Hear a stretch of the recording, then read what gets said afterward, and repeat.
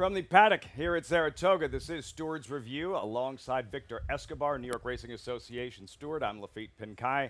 Jockeys and horses, they kept you pretty busy this Travers week. Has Victor. been a very busy week in Lafitte. Thank you, and thank you for having me on here. We really appreciate the opportunity to explain the adjudication process that we go through when making a decision as to whether or not a horse should be disqualified or not. Yeah, for the bettors, for the fans, I think an important segment, reviewing some of the races, some of the incidents in which you had to make some very difficult decisions. Let's start with the 8th race. This was on the 18th of August.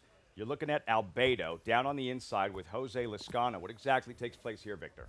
Yes, coming out of the turn for home and into the stretch run, Albedo's going to make he's going to veer outside and impact the forward progress of several horses there to the outside of him. He's going to continue on making his run, ultimately finishing 3rd. So looking at all the horses that were involved in the incident, the number 7, Tis the Prince, he actually prevails from the incident, comes forward, finishes 2nd in front of number 1, Albedo. The other horses that were involved, the stewards, were ultimately satisfied that this incident did not cost them the opportunity at a better placing. In the state of New York, the stewards are asked to determine 2 things when making these decisions. One, we have to determine whether or not a foul occurred in the race. Was there an incident that warranted a foul? Clearly in this there was. However, the second part is now we have to be satisfied that the foul cost the other horses the opportunity at a better placing in order for us to be justified to make a disqualification. Is that where the confusion lies from the viewer, the racing fan, the bettor who looks at that and sees all the horses that are being bothered and they just assume at one glance, okay, that horse is coming down? Is that where the confusion lies, where the way the rule is written and you determine whether or not others were cost of placing? Yeah, I would say so, Lafitte. It's again, you see an incident like that, and clearly a very severe incident, a foul, a lot of horses involved. But the rule doesn't state. There used to be a rule whether if a foul was a foul, then the horse would be disqualified. But now we have to be satisfied that the foul cost the other horses the opportunity at a better placing. And for jockey Jose Lascano, even though there was no change, a conversation with him, how do you determine if he faces some sort of consequence, even though there wasn't a change made in the race? Absolutely. So that's actually handled on a separate forum. So on the day, all we're concerned with is the placings of the race. Did the incident warrant a change in the placings? Then we'll have the riders in the next day in front of the stewards, and we'll make the determination whether or not it was an action or a result of careless riding, and issue sanctions at that point. You were busy Sunday afternoon. Wall-to-wall action here. About a half an hour later in the 9th race, this is Blue Plate Special. Down on the inside, number 2, what happens here, eventually declared a non-starter? Yes, we hung the inquiry. Blue Plate Special misses the start completely. As you can see, all the other runners dispatch. He does not dispatch on starters orders with the remainder of the field. So we want to look back and we need to verify, was he afforded the opportunity at a fair start? If we can roll back again to the start, we are able to see the assistant starter's offhand, and when I refer to his offhand, he's holding the horse with his left hand.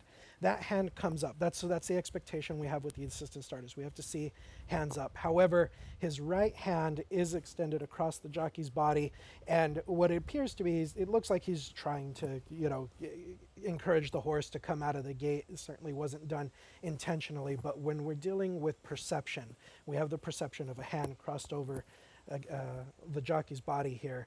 We're able to justify with our set of rules to declare the horse a non-starter and protect the betting public in a way that we can. You're seeing something that so many of us initially, all we saw was the hand up in the air, almost like a magician, right? That's where your eyes immediately go to. Oh, her hand wasn't, when in fact he still was there in was contact still with another the horse. Yeah, absolutely. There still was another hand there, and we're able to take a look at that, look at it slowly, and pretty comfortable refunding the money there again. It's just to protect the betting interest of our participants. And then you had on the 23rd an incident involving Camera and Frankie Dettori. Just a good horse race, but there was an infraction at the top of the stretch. Who would ask for more, starting to mount a challenge? Camera towards the inside with Frankie Dettori. What happens, Victor? Yes, this was actually on the 22nd, race 7. So coming out here onto the top of the lane, number 1 takes a shift inward. Number 4, who could ask for more, is making his run. He has an established running line. Number 1, Camera, takes a shift inward.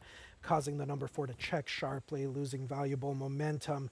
Number 4 ultimately is able to prevail from the infraction, continues on with his run and misses a placing by 3/4 of a length. Again, we had the discussion about did it cost the horse the opportunity at a better placing, and based on the severity of the infraction and the response from number 4, we were able to justify the disqualification of number 1.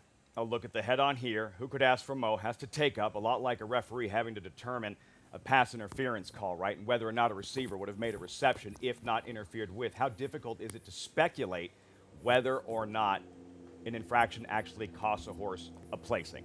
So once we've established that a foul did occur, number 1 does step in. He does impede the forward progress of number 4. Then again, all we're looking at is what was the run that the number 4 was making before. We have clear evidence that he was making his run into that position. He has to alter his position, go to the outside, and continues to make his run. It satisfies us that the incident certainly cost him an opportunity. Now, this was the smart and fancy, and we'll pick up the action rounding the far turn, and you're going to see Paco Lopez and Future Is Now star guest involved as well. And Paco Lopez kind of allowing, seemingly, Future Is Now to drift into the path of star guest, who is just starting to make a run. Yes, so the feed. So looking on here, so you have the 7 in the black cap. Now he's making a wide turn. He's out wide on the turn, coming out into the stretch. Number 3 makes the decision to go to the outside of him. Number 3 actually shifts in, coming out into the home straight. He turns, when we go to the head on, you can see he's going to turn number 7 inward, knocking the horse off balance and off stride for several strides here. So ultimately, we're able to see the number 3 as the aggressor in this incident. Number 7 is able to prevail from this incident and does finish ahead of number 3.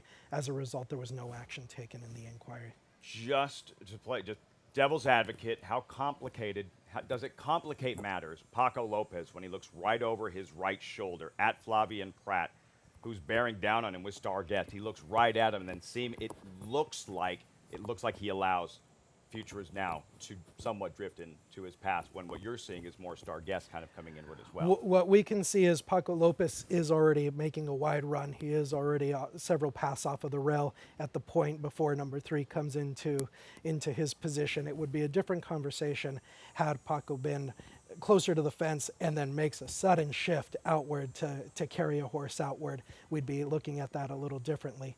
But because he was already out wide to begin with, and the number 3 is making the decision to go out to his outside, then we see the 3 take the shift in at the top of the lane and ultimately hold him responsible for the incident.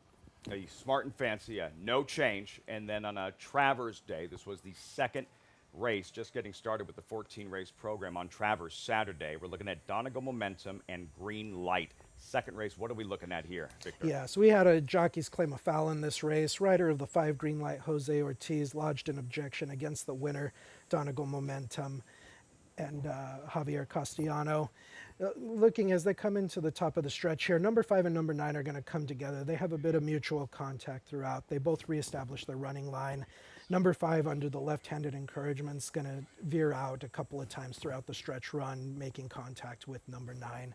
Relatively easy to dismiss the objection here, whereas the number 5 was far more the aggressor in this incident. The head on here, and you'll see, a lot of trading of paint. There's a lot of banging in the stretch, but you can see it does look 50-50, and then they continue to lean on each other throughout the length of the stretch. Yes, correct. And once again, right here, you see the number 5. He's going to take a few steps outward here.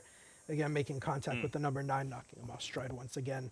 Number 9 is able to prevail and does ultimately finish ahead. Horses don't flop. Jockeys flop sometimes. Horses don't flop. You can see his back end really coming out. Can that throw you a little bit, the reaction to the contact from the horse himself? We want to weigh the severity of the foul, and anytime you see a horse getting knocked off stride, that certainly affects their forward momentum and their ability to run forward and continue in on their run. So we certainly take that into consideration when making these decisions. Victor, really insightful. Appreciate the time, and they kept you busy, Travers. Yeah, absolutely. No, thank you for the opportunity. We truly appreciate it. Appreciate it. Thank Victor you. Escobar joining us here on the Stewards Review.